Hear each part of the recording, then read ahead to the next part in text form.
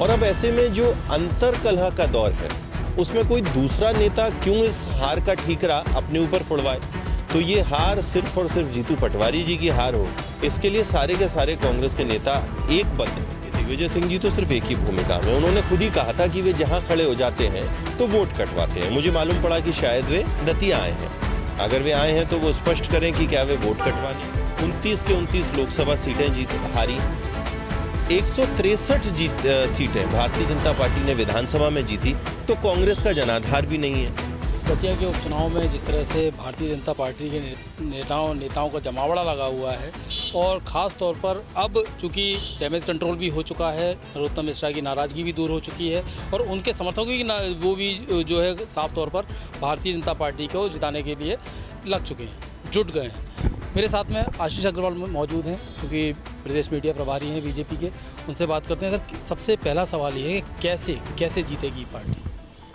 Bharatiya Janata party Sanjay ji अपने हर चुनाव को अपने बूथ कार्यकर्ता, अपने शीर्ष नेतृत्व के रीति नीति और संगठन के द्वारा, सरकार के द्वारा किए गए कामों के आधार पर जीतती है। तो हमारे जीत का फॉर्मूला इस बार भी यही है। हमारी डबल इंजन की सरकारों ने जो दतिया के विकास कार्य किए और उसके बाद हमारा जो बूथ का कार्यकर्ता जो सतत संपर्क संवाद में हमारे जनता के साथ रहता है, आज यही हमारी दोनों जो सीक्रेट रेसिपी हैं वो सामने आएंगी और ऐतिहासिक बहुमत से हम दतिया जीतने वाले हैं, ये सुनिश्चित करेंगे। भारतीय जनता पार्टी के सारे बड़े बड़े नेता, चाहे केंद्रीय मंत्री हों, प्रदेश के मंत्री हों या संगठन हो, पूरा संगठन जो है यहाँ पर प्राणपण से जुटा हुआ है, जी जान से जुटा हुआ है। लेकिन कांग्रेस ने अपने प्रत्याशी को अकेला छोड़ दिया है कि जाओ, और प्रत्याशी का कहना भी है, कांग्रेस का कहती भी है कि जनता चुनाव लड़ती है, हम नहीं लड़ते। देखिए, इसको दो तरह से मैं देखता हूँ। भारतीय जनता पार्टी संगठन एक विचार आधारित संगठन है, जहाँ पर कार्यकर्ता जो कहता है वही होता है। कांग्रेस नेता आधारित संगठन है।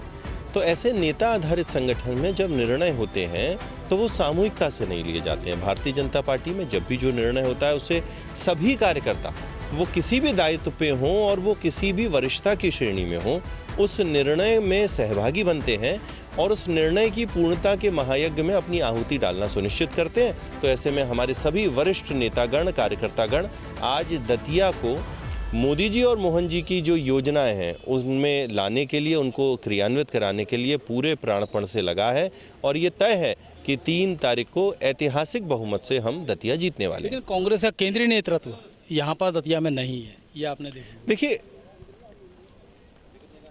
कांग्रेस भी जानती है कि यह सीट कांग्रेस नहीं जीतने वाली है और अब ऐसे में जो अंतर कलह का दौर है उसमें कोई दूसरा नेता क्यों इस हार का ठीकरा अपने ऊपर फोड़वाए।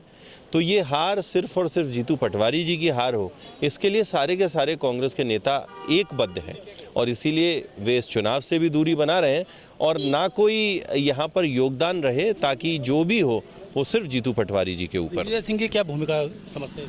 देखिए, दिग्विजय सिंह जी तो सिर्फ एक ही भूमिका में, उन्होंने खुद ही कहा था कि वे जहाँ खड़े हो जाते हैं तो वोट कटवाते हैं। मुझे मालूम पड़ा कि शायद वे दतिया आए हैं। अगर वे आए हैं तो वो स्पष्ट करें कि क्या वे वोट कटवाने आए हैं।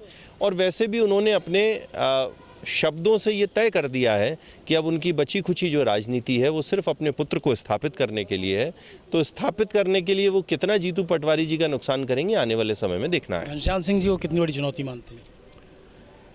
देखिए, मैं किसी व्यक्ति को तो नहीं, पर उसके दल के, उसके नेताओं के द्वारा किए गए कामों को, जनता से की गई वादा खिलाफी को और जो भ्रष्टाचारी चरित्र है, जो नाकारापन है, उसको ज़रूर मानता हूँ। तो ऐसे में घनश्याम सिंह जी स्वयं 15 साल तक वो और उनका परिवार यहाँ पर जनप्रतिनिधि के तौर पर रहा और ऐसे में उनको चुनाव हार के दूसरी विधानसभा में कई बार जाना पड़ा। ये बताता है कि उन्होंने जनता से किए गए वादों को पूरा नहीं किया। कांग्रेस का हाल हमने देखा ही है। 29 के 29 लोकसभा सीटें हारी, 163 सीटें भारतीय जनता पार्टी ने विधानसभा में जीती, तो कांग्रेस का जनाधार भी नहीं है।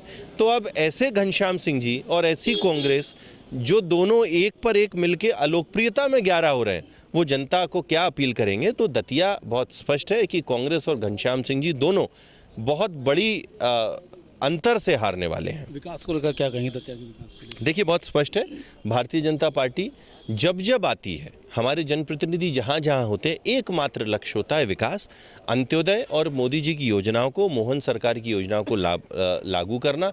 2.5 साल से बहुत ही दुर्भाग्यपूर्ण से दतिया उससे वंचित था। तो मुझे पूरा विश्वास है कि वे सारी की सारी योजनाएं बहुत तेज़ी से लागू होंगी।